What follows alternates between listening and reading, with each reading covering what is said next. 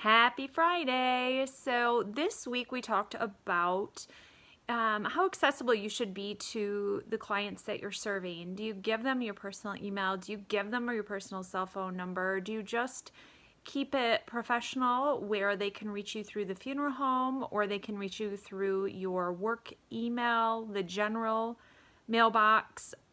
How easily accessible are you to the families you serve?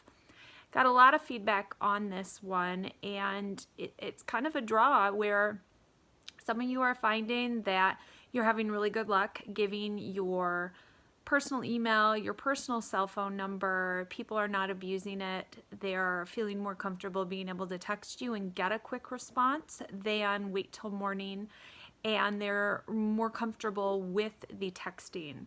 And some of you are finding that it's being abused, and so you're maintaining a little bit of distance by just having the work phone number and email accessible to the family, so that way they have to call and go through the answering service to get to you, essentially.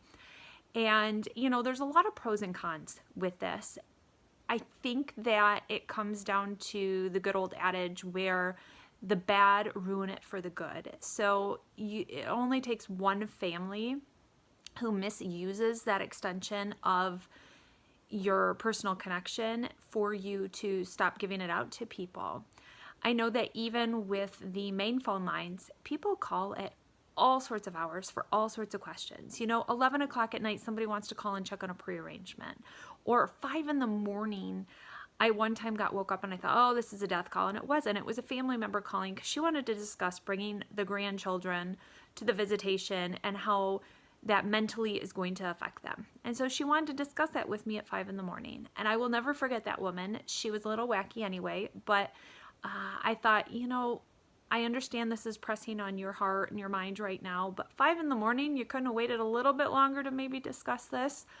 So I can only see that if somebody has your cell phone number, you're not just getting the person on call.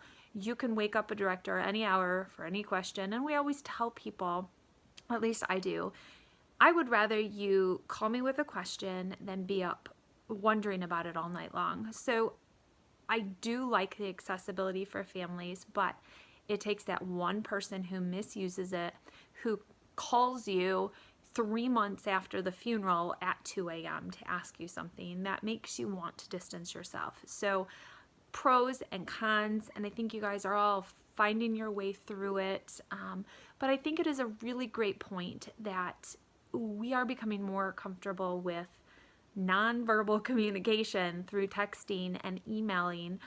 And we're finding that's a really bad thing with, teenagers and middle schoolers because they can't communicate as well. However, it's kind of hard to fight that uphill battle. And so if that's the way that the families we're working with communicate in their 20s, 30s, even now, it's a great way for us to ask quick questions to our main contact. So if our next of kin is used to texting all day long, to shoot a text to them rather than call and leave a voicemail that says, hey, do you want to do this? And they can respond quickly to us, and that way we're not waiting all day long for an answer from them. So use your resources you have, feel out your family, and find out how to best communicate with them.